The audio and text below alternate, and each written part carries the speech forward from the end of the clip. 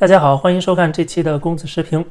中国的微博上面出现了一件让我们喜闻乐见的事情，就是有一个整天夸中国的德国洋五毛，他叫海文娜。因为他在网上说了一句实话，结果他遭到了中国粉红的围攻。怎么回事呢？他参加了在青岛的啤酒节，在这个啤酒节上，他的感受非常不好。他说很多东西都是造假的。他说他喝了所谓的德国啤酒，但是他怀疑这不是德国的啤酒，而且不仅特别贵，还很难喝，甚至有酸味。他跟他身边的人都觉得说这个酒里边掺了太多的水。然后他说他吃的羊肉串也是很有问题，感觉根本就不是羊肉。他说他根本就尝不出来是什么肉，很可能是鸡肉或者鸭肉，而且吃完之后第二天就拉肚子。整个青岛啤酒节让他的感受非常的差。他说喝酒跟吃饭的体验不好，又贵又假。而且这不仅是他一个人的想法，他身边的人也是这么说的，说这个活动就是纯赚外地人的钱，青岛人本地都不会来。他其实就是简简单单的在微博上面分享了这么一段他个人经历，结果遭到了中国粉红的围攻。你居然敢批评中国，你一个外国人到了中国居然还对我们指手画脚。他的微博下面出现了大量的污言秽语和对他的谩骂攻击。他终于感受到中国粉红的威力，虽然他也是曾经是不只是曾经，他现在也是其中之一，只不过他是稍微有点理性的粉红有点理性的洋五毛。但是这回让他见识了没有理性的中国粉红到底是什么样子，中国的这些网络红卫兵，这些小粉红们，他们有多么的极端。其实这不是第一次他在中国有这种感受了，他在此之前就有人骂过他。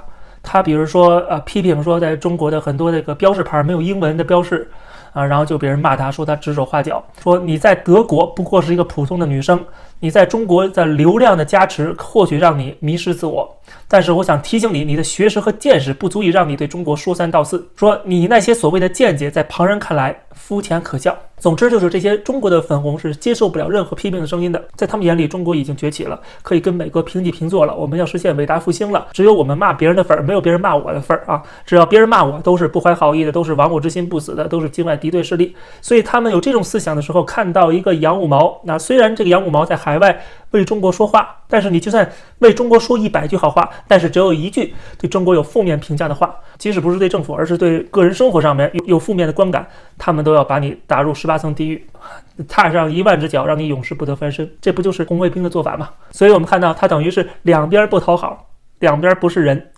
一方面像海外的这些反共人士都骂他这个洋五毛，对吧？天天为中国涂脂抹粉，甚至他去了一趟新疆旅游，就公然的配合中国政府否认集中营的存在。日常生活上遇到一些困难遇到一些让他心里不爽的地方表达出来，又遭到爱国粉红五毛的谩骂攻击，说他自始至终都带着傲慢的态度来看待中国，现在就导致这样的一个结果，反贼看不起他，粉红反感他。所以他一边要怼粉红，一边要怼反贼。我觉得这个德国女孩她心态已经快崩了，但是我觉得这都是她自找的，真的是自找的，对吧？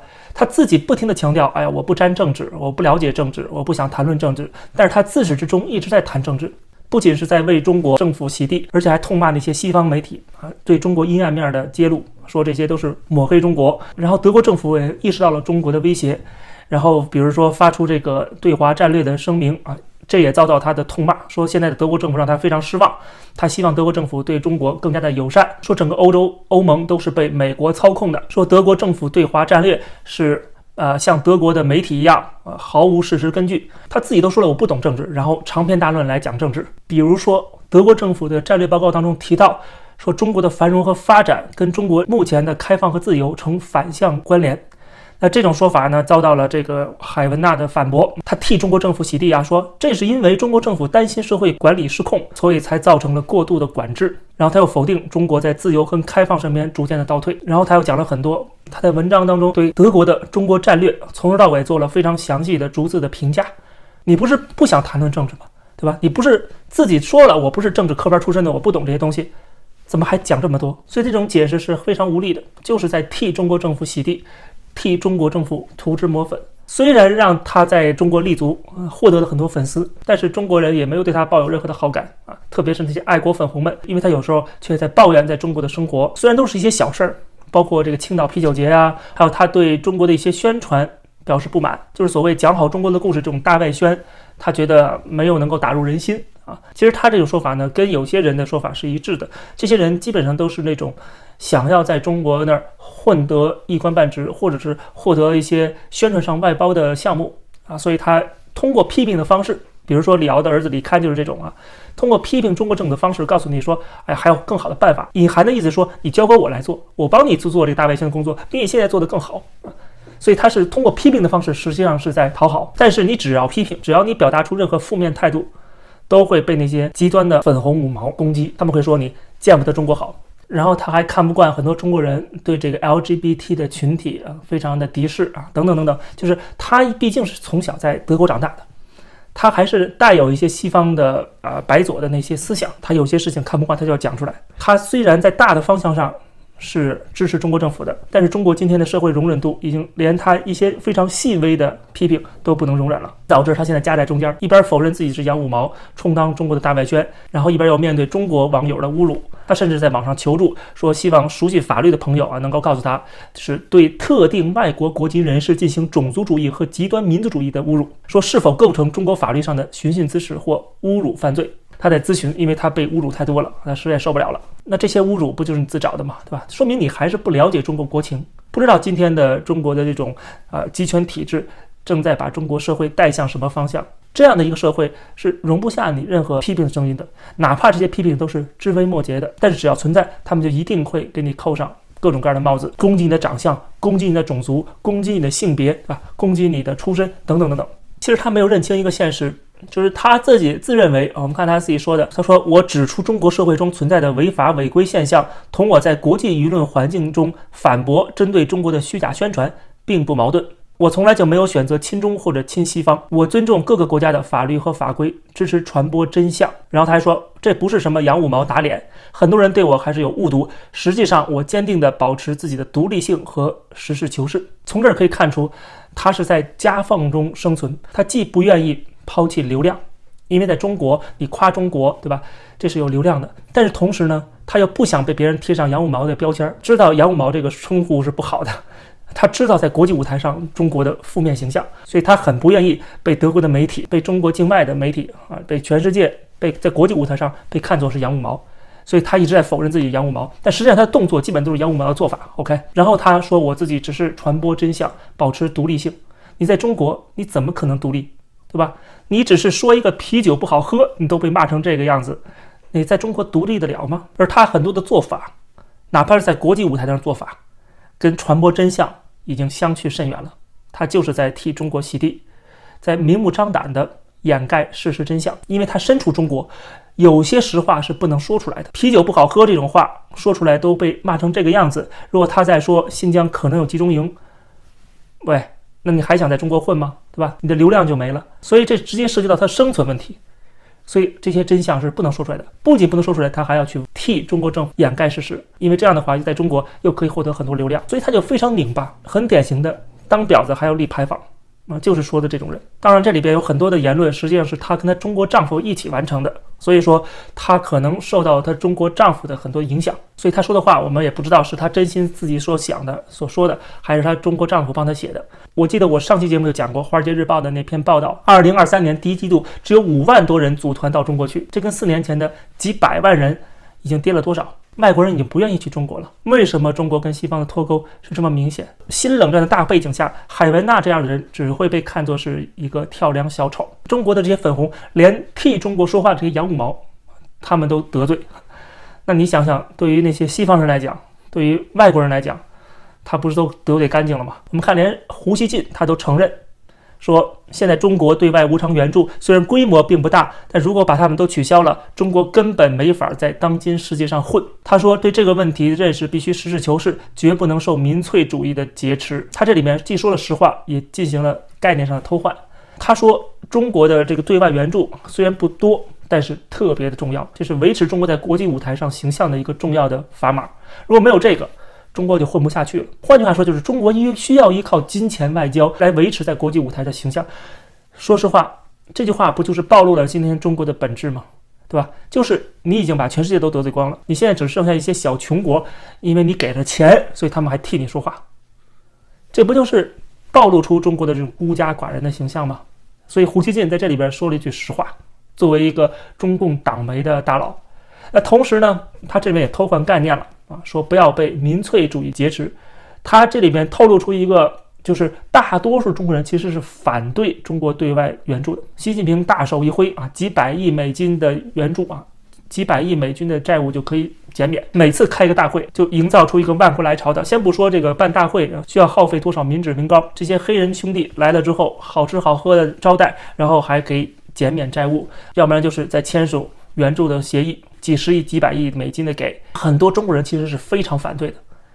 你这些钱难道不应该用在自己国民身上吗？然后胡锡进说，人民的这种想法是民粹主义。你看他偷换概念了吧？说你们这叫民粹主义。他一边说共产党是代表民意的，然后一边说民意是民粹，不能够听，不能够被民粹主义挟持。换句话说，就是共产党不要听人民的意见，不要听民意，不要被民意劫持，你就代表自己，你想怎么做怎么做。而共产党恰恰就是这么做的，就是没有听民意，也不在乎民意啊，你爱怎么骂怎么骂啊，谁敢骂得狠就把谁抓起来就好了，或者是删贴封号就好了。关键是这些黑人兄弟还是要用金钱扶持，要不然中共党国在国际舞台上就真的是四面树敌了。因为这些国家都是联合国成员国，共产党的执政合法性有一个重要来源就是国际支持。苏联政府当时就讲过，说我们今天已经被看作是跟美国的两强争霸了，对吧？这等于是全世界对苏联共产党的一个执政合法性的支持。同样的，今天的中国为什么共产党能够持续的坐天下？最根本的就是它的改革开放导致西方对中国的认同。这个认同是政治上的认同跟经济上的认同。政治上认同就是不跟你为敌，对吧？不去挑战你，不去想方设法推翻你。第二，经济上认同，不仅不去推翻你，还要扶持你壮大。这一下子给了共产党在中国统治解除了过去的危机，对吧？在毛泽东死了之后，中国是面对了一个巨大的统治危机的。但是通过改革开放解决这个危机，怎么解决的？国际社会的支持。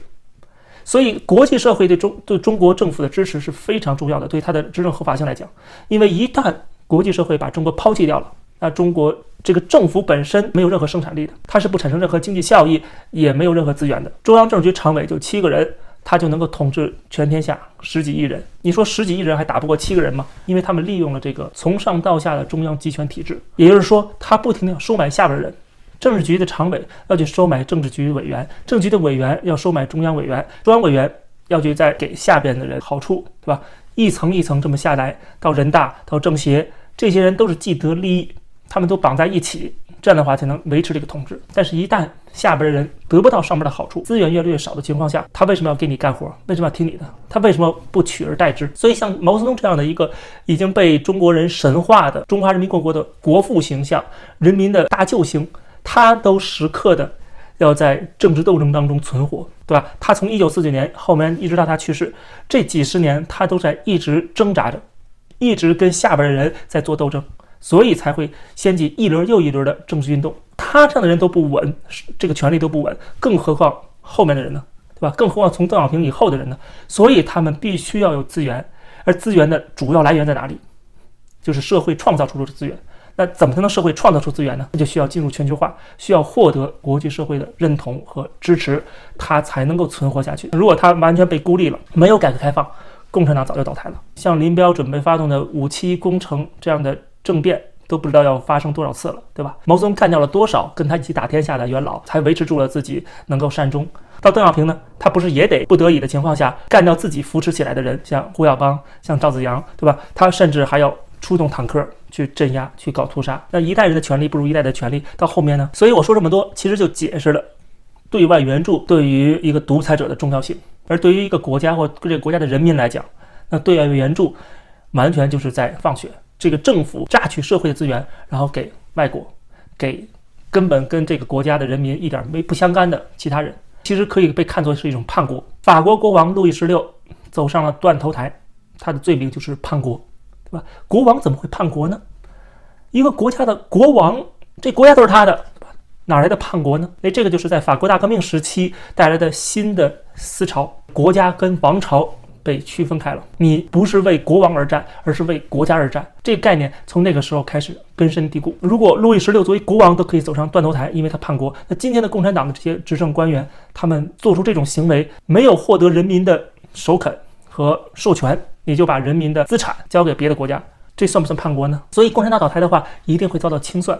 这就是为什么他会不惜一切代价要守住这个政权，哪怕他再搞几次6·4屠杀，再搞几次文化大革命，如果他觉得有必要的话。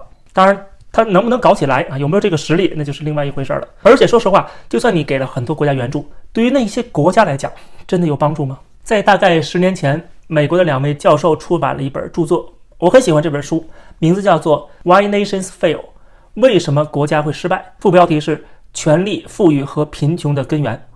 这本书我觉得是给我们开拓了一个新的视野，它主要讲的是一个国家的成败到底什么才是最根本的。虽然马克思主义者认为经济基础决定上层建筑，可是怎么才能实现一个经济的腾飞，对吧？还是要靠制度，而制度有各种各样的形成的原因啊，很复杂。他在这个本书的前半部分讲到了，他对国家之间的制度做了比较，然后分了2类，一个是榨取型制度，一个是包容型制度。这个理论其实在之前大概1-2年前我们做节目的时候，我其实曾经提到过，我就今天不讲这个重点。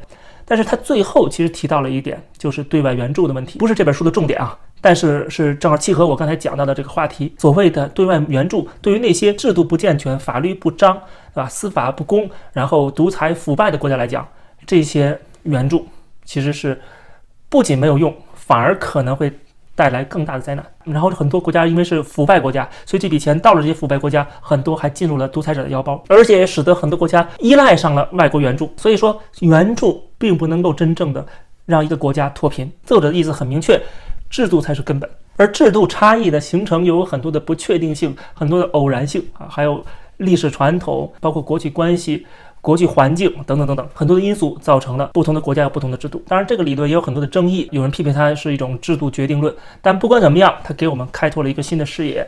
在10年前这本书出来的时候还是很畅销，而且还是蛮有说服力的。那么回到刚才的话题，为什么胡锡进突然讲到对外援助呢？那就是因为很多人说现在北京大雨啊，这个涿州被淹，是不是需要有人来救助？很多人说我们不愿意去捐款了，我每年纳税纳了这么多钱，这些钱最后被这国家就不仅没有捐给自己国民，反而捐给非洲人。你政府不拿出钱来去捐，然后让我们人民去捐，凭什么？很多人有这种态度，我觉得是非常可以理解的。而胡锡进的意思是说，国家该捐就应该捐，而你们人民也应该捐，你们捐还不能抱怨，就是你们应该甘愿自己做韭菜，被剥了一层又一层。每次被剥一层，胡锡进都可以有很多的理由告诉你，你这么做是对的，他永远都可以找到理由。他就是专门干这个的，对吧？说中国是一个大国，说为了推动国家利益就应该这么做。那这个说法其实就让我们想到了，那为什么中国是个大国？如果中国不是个大国，是个小国，那是不是这个钱就不用去捐了，对吧？这个钱就不用捐给别人了，应该放在自己人民身上了。那我们就好好想想吧，是不是中国应该变成一个小国呢？中国是不是应该分裂成不同的国家呢？对吧？如果大家都是不同的小国了，那我们的纳税的钱那就可以用于我们自身了，那就不用再捐给非洲人了，是不是这个意思呢？这是胡锡进的逻辑，对不对？我们就顺着逻辑来嘛，因为中国是大国，所以才必须要承担这个责任。那我还是不如是小国寡民。而且胡锡进这话里也非常经不起推销，说他提到什么一带一路的重要性，可以为中国这个获得很大的好处，说本质还是互惠，不是无偿的对外援助。可是一带一路有多少项目是根本回不了本的？但是你在之前又在说一带一路不要讲求经济效益，我们看的是国家战略，对吧？这是战略目的，而不是经济效益。一会儿把黑的说成白的，一会儿把白的说成黑的。总之他们想尽办法就是要强行割韭菜，而且他还要把自己割韭菜的行为讲得光明正大，有理有据。他们骗得了这些无知的韭菜，骗不了我们。我生平最痛恨就是这种当婊子还要立牌坊的伪君子。好，感谢收看这期的公子视频，欢迎大家点击订阅这个频道，我们下期节目再见。